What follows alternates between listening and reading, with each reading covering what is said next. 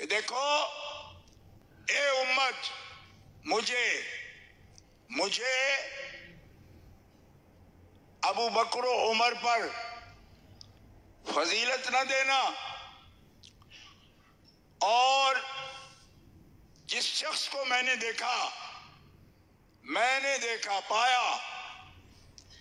پایا کہ وہ مجھے ان پر فضیلت دیتا ہے تو میں اسے بہتان کی حد لگاؤں گا، افتراء کی حد لگاؤں گا۔ لا اجد احدا فضلنی علی ابی بکر و عمر الا جلدته حد المفتری۔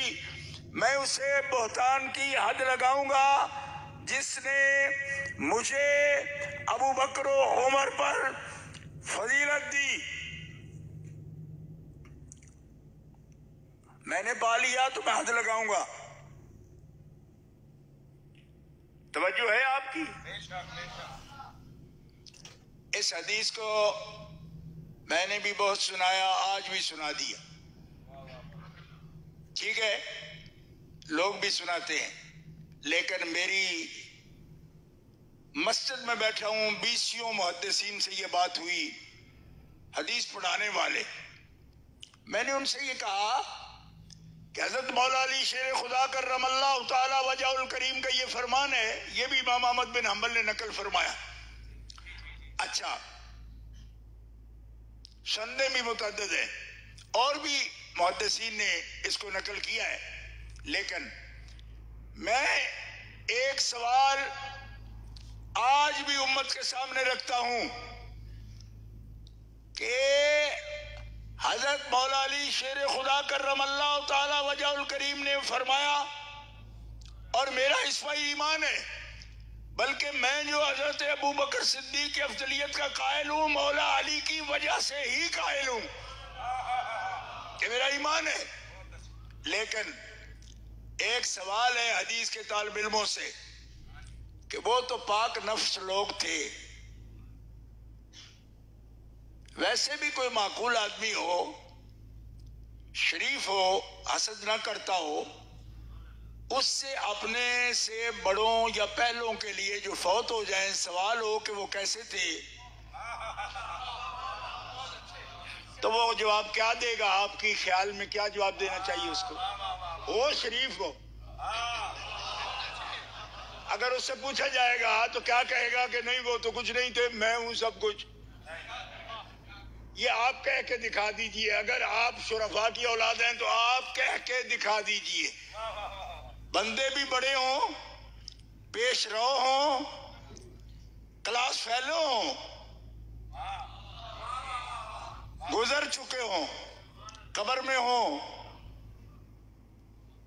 صحابی ہوں، مومن ہوں، فیض یافتہ ہوں حضور سے،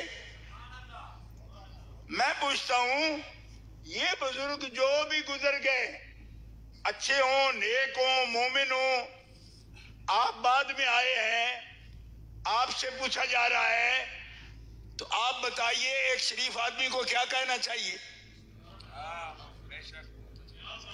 غور فرمانے کا مقام ہے یہ۔ میں یہ نہیں کہہ رہا کہ آپ نے جو فرمایا صرف شرافت میں کہہ دیا، نہیں، علی علی ہے، یہ کوئی کشید نہ کرے اس سے بات، لیکن میں یہ کہتا ہوں کہ انہوں نے فرمایا۔ دوسری جو توجہ دلانا چاہتا ہوں وہ یہ ہے کہ لوگ حضرت علی سے ہی کیوں پوچھتے تھے؟ کیا بات ہے،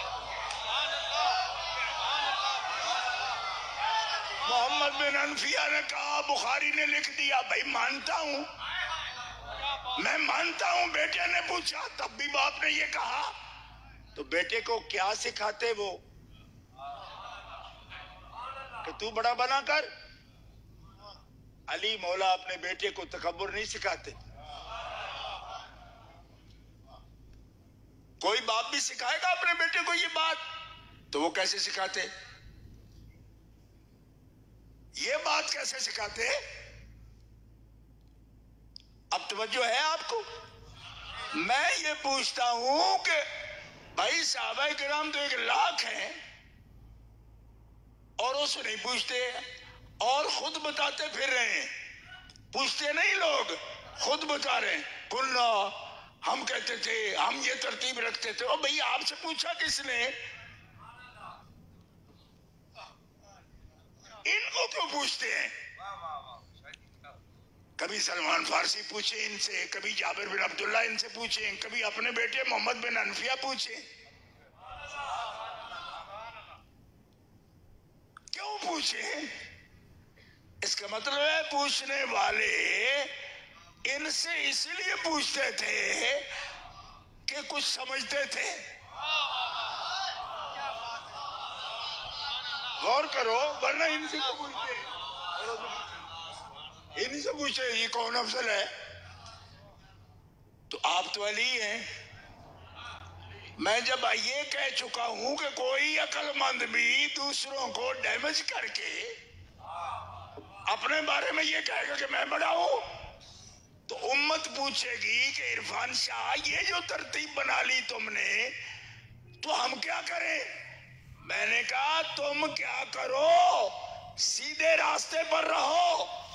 علی مرتضیٰ جب اپنے پہلوں کی بڑائی مانتے ہیں تو تم 15ویں صدی میں پیدا ہو کر صرف یہ قول نقل کرتے رہتے ہو کہ وہ اپنے پہلوں کو بڑا مانتے ہیں، اور 15 صدیوں میں علی کے بعد کوئی علی جیسا ہے تو پھر سیدھے مرو، تم بھی تو علی کی افضلیت کو تسلیم کرو امت پر۔ وہ اپنی ڈیوٹی صحیح دے گئے، ان کو جو کرنا چاہیے تھا انہوں نے وہ کیا، جو امت علی کے ساتھ کر رہی ہے وہ نہیں کرنا چاہیے۔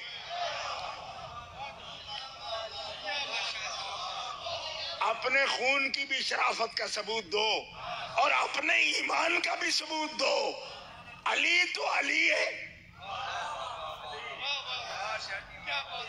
وہ مستعلی نہیں ہے، اپنے آپ علی نہیں بنا، اپنے آپ بنا ہوتا تو کہتا میں ہی بڑا ہوں، کیونکہ علی ہے نا، مستعلی تو نہیں ہے نا، وہ علی ہے، اور علی علی ہوتا ہے، اور اس کو اللہ اور اللہ کا رسول علی بناتا ہے۔